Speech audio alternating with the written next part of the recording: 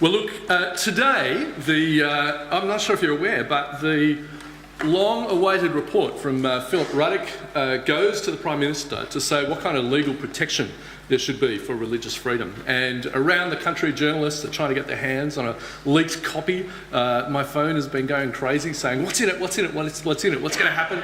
Everyone's speculating, and thousands of submissions have gone in. Too many lawyers and politicians and media commentators have spoken about it, lots of different things. We put a submission in, a good 100 pages or so, with endorsements from everyone from kind of Hillsong to Sydney Anglicans to Zoroastrians.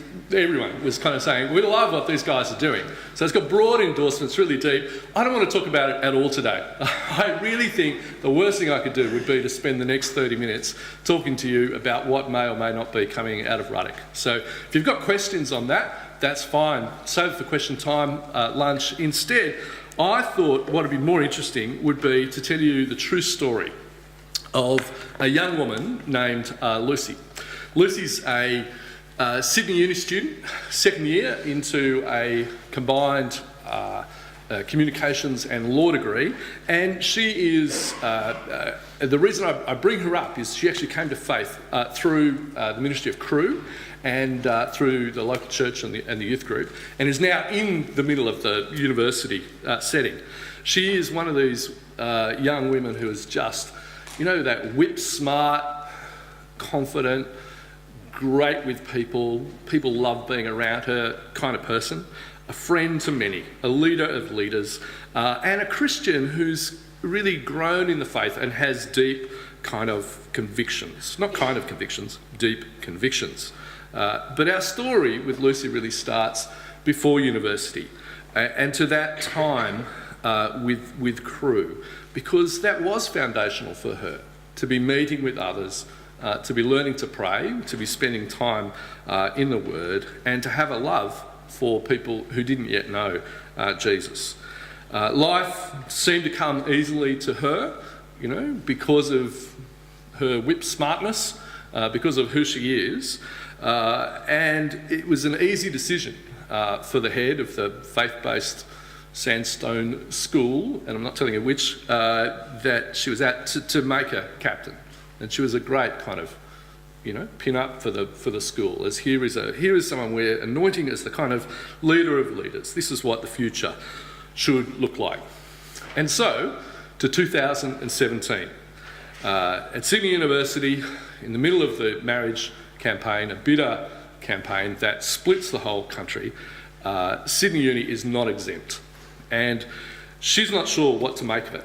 On campus, she's got friends who are in the Catholic group who set up a stall one day, 25 or so of them there with free food, and offer to talk to people about why they would say no and how they should think about this. And there's a counter-protest that comes up. Lucy knew neither that the protest was on or that the counter-protest was planned, but she was walking through with her friend Joshua, and together they saw this thing, this huge melee that was breaking out. I don't know if you remember it did make the media at the time, but cameras were there, people were throwing glitter and hummus, strangely.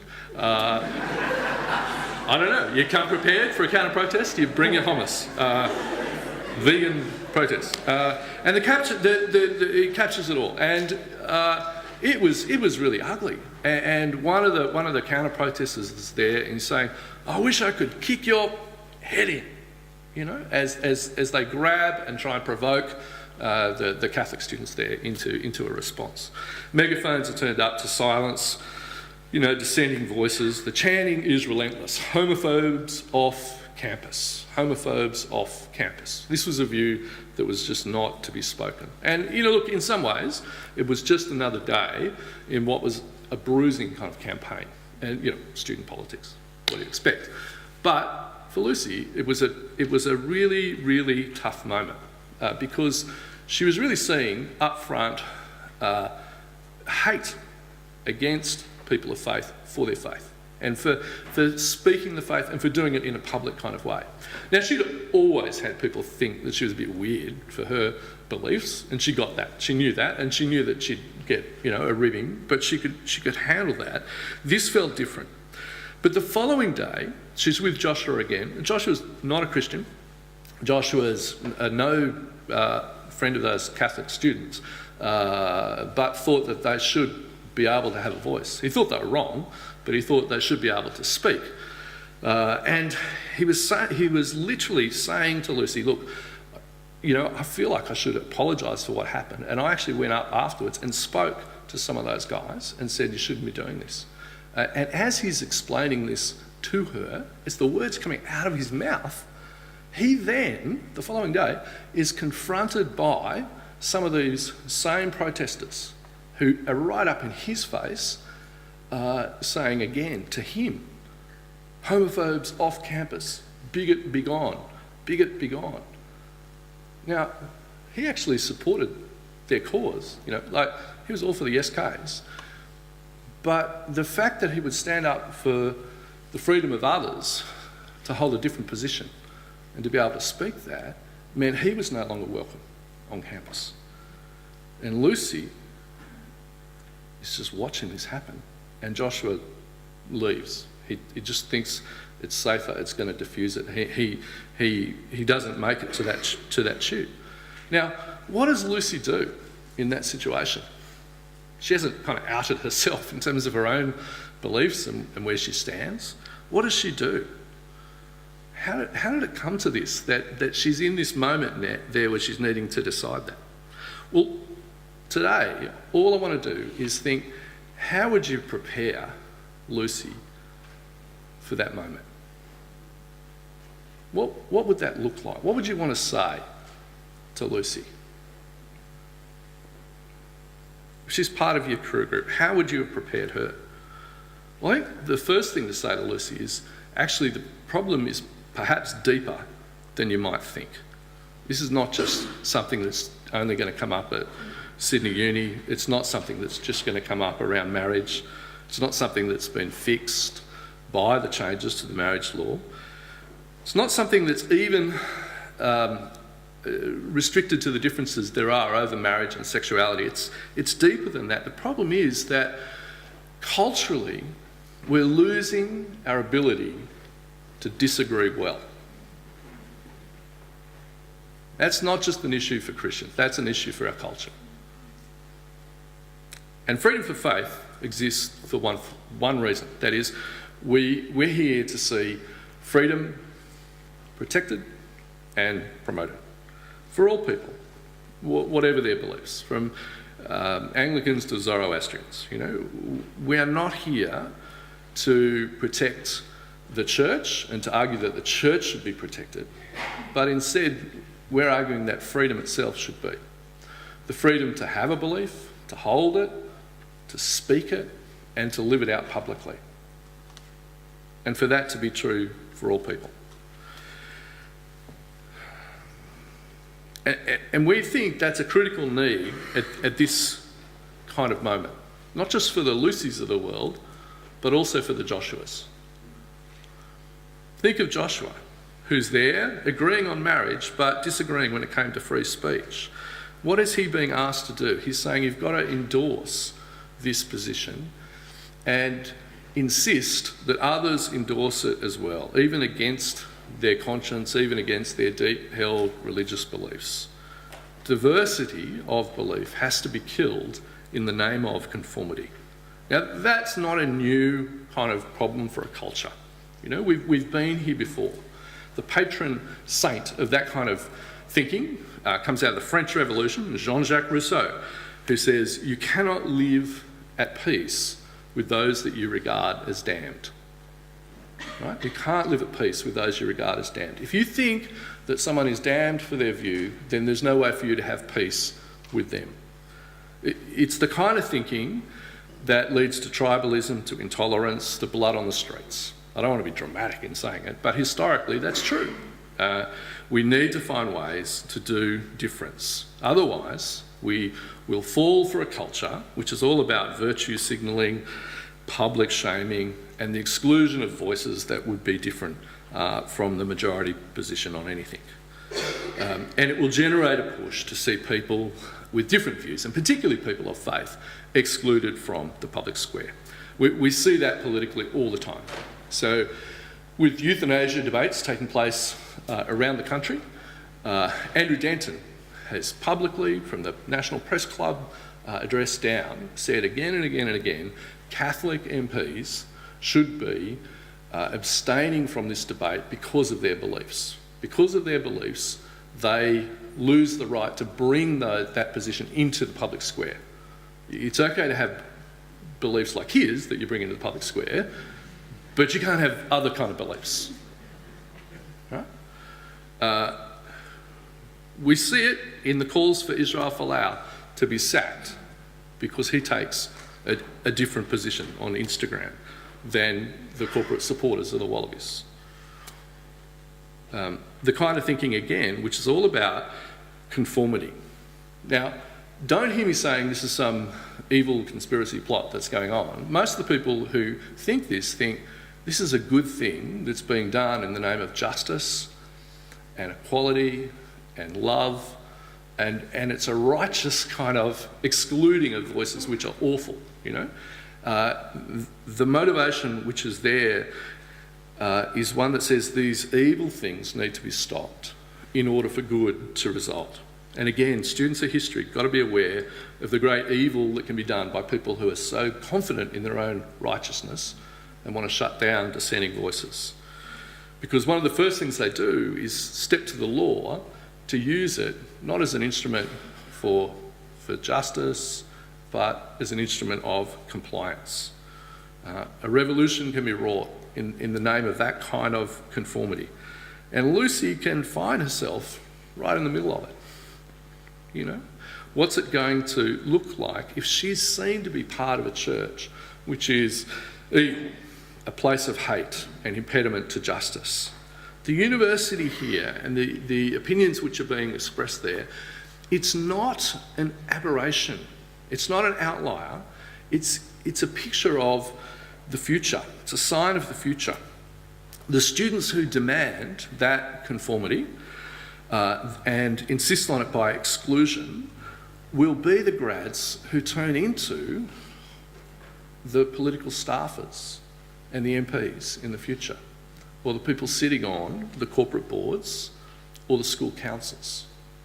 You know, the ones who set the policy, who shape the agenda, who says this is what we should be doing. The university is just upstream of the corporations. Corporations are upstream of the law. But the really interesting thing for today is, as we think about it, everyone in this room is upstream of the university. And the Lucys who are still in Crew are heading towards that situation. Now, they're in it at the moment, of course. There's those kind of pressures already happening within schools. But your ability to shape and lead people into thinking through these kind of issues is just so strategically significant. It's far more significant than what happens in 10 years as those students kind of come through and are themselves entering into corporations and law and politics and the rest. Okay? The action is now in terms of the shaping of hearts and minds. But there's got to be a word to Lucy that says this is a bigger issue than you may fear and more significant. And your future is actually going to probably look different because of it. Have you thought that for the students that you're dealing with now?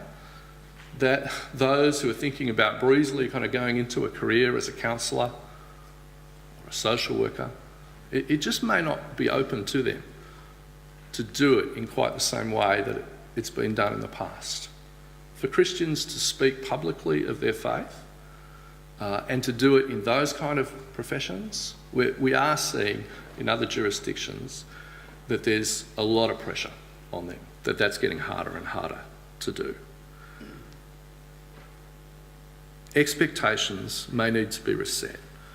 But that's okay, because I don't think there's ever a promise where Jesus says, I'll give you a glittery, shiny kind of career, and you'll be able to work in these kind of advertising firms or this media company or sit on this board.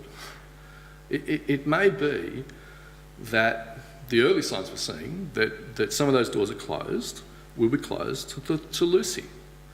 Now, at that point, if that's right, then Lucy must not play the victim card. Must not say, woe is me, I'm a Christian, I demand my rights. That would be such a wrong move. See, if she wants to take a position which says all this kind of victimology, all this identity politics is part of the problem, then she can't turn around and say, oh, by the way, I'm a victim. See, if we want to think about religious freedom and what it costs to follow Jesus, then it's good to have a healthy kind of sense of perspective about that. And you can do that globally. Just sign up to Barnabas Fund or Open Doors or something like that and see the stories about the scale of genocidal persecution that's happening around the world today. Or think about it historically in terms of the experience of Christians through the ages. See, we have had remarkable freedoms in this country, remarkable freedoms in the West for a long time. They're not to be taken for granted. We are to be thankful for them.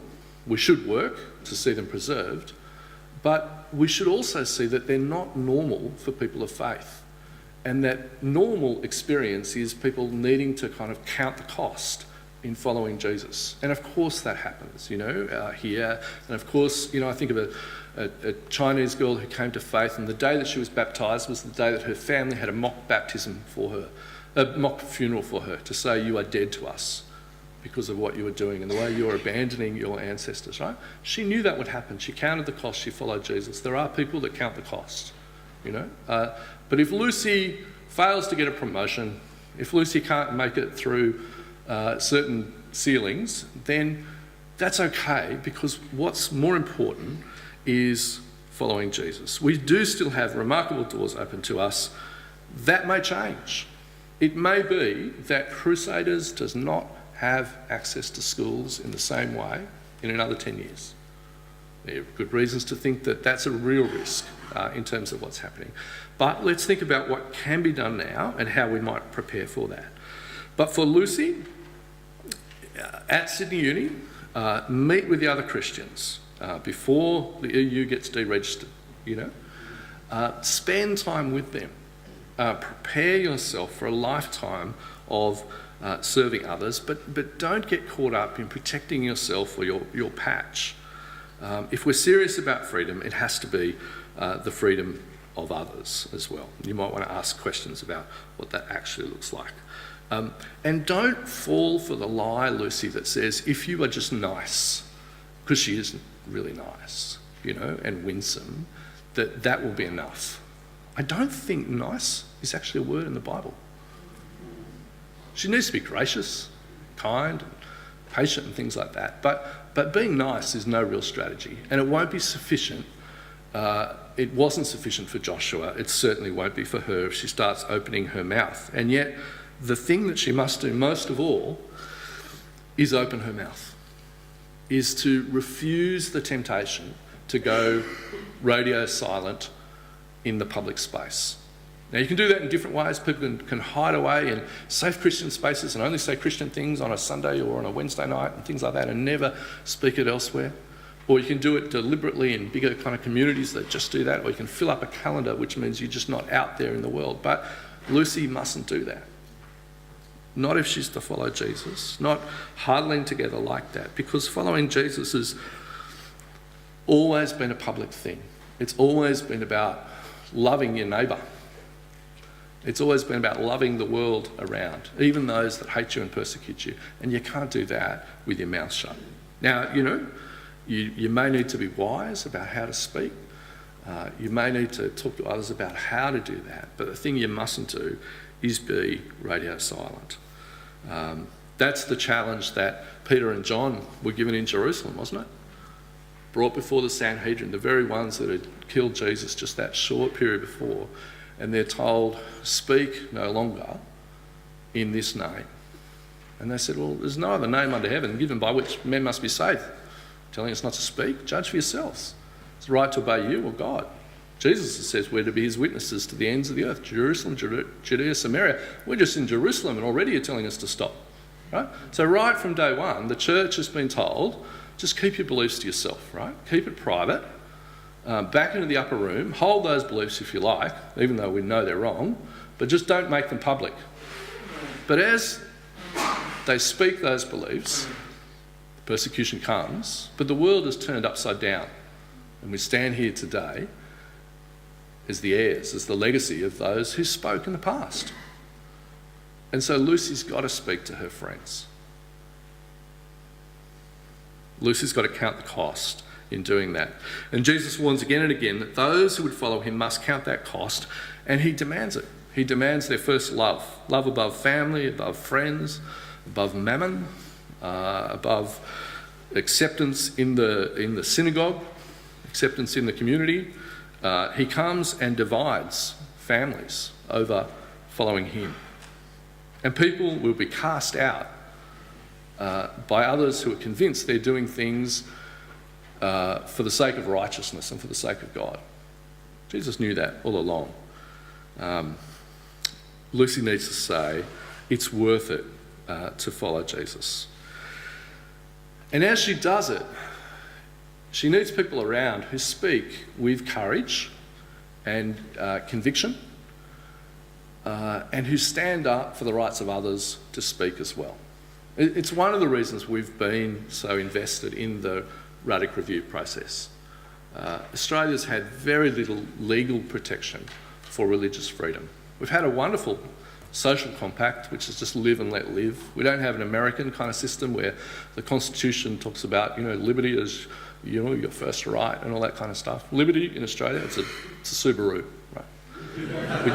It's not part of our DNA in the same way. We don't we just give people a fair go.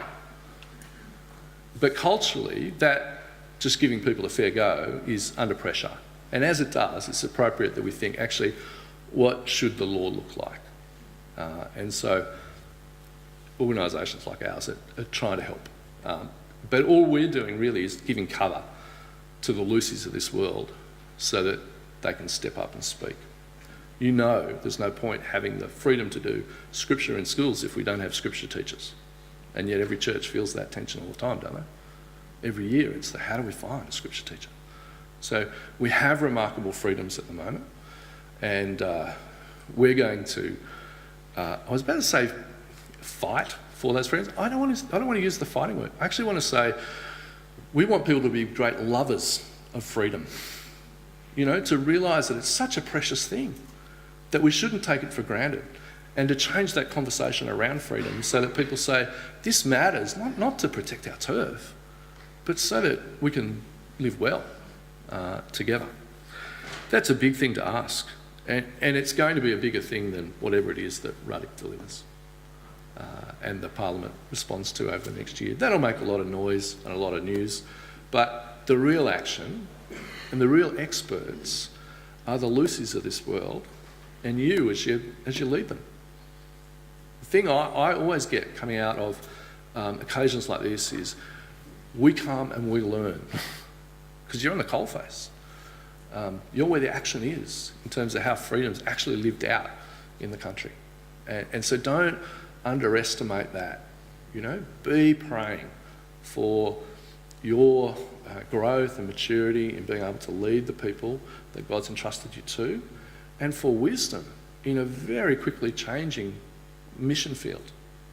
I remember, this is nostalgia, back in the 90s going along to CMS summer schools up in Katoomba, and the missionaries would come back from France and tell us about how on campuses there they weren't allowed to bring Bibles out and be public in their faith, or to book rooms, or to have Bible teaching in a public way. And we were just slack-jawed and thinking, wow, the secular world, how would you possibly do that? It was so different from our university experience. And yet it looks completely plausible that that could be very close to the Australian experience very soon. So we can't just keep thinking, let's just do ministry like we did in the 90s if the mission field is changing that fast. We've got to understand the changing mission field and think, what does being faithful into that space look like? And to do that, you need days like this. You need opportunities to speak with others who are just doing it, and share the wisdom in that, and use the resources that Crew offers you in, networking to really lead a different way of being faithful to that same gospel. That's what Lucy needs, those kind of things. But that's the start of a conversation with her, isn't it? I mean, and the Lucys are in your group now. And so the challenge I want to leave you with is the question we started with, like, how do you prepare them for this brave new world? What does that look like?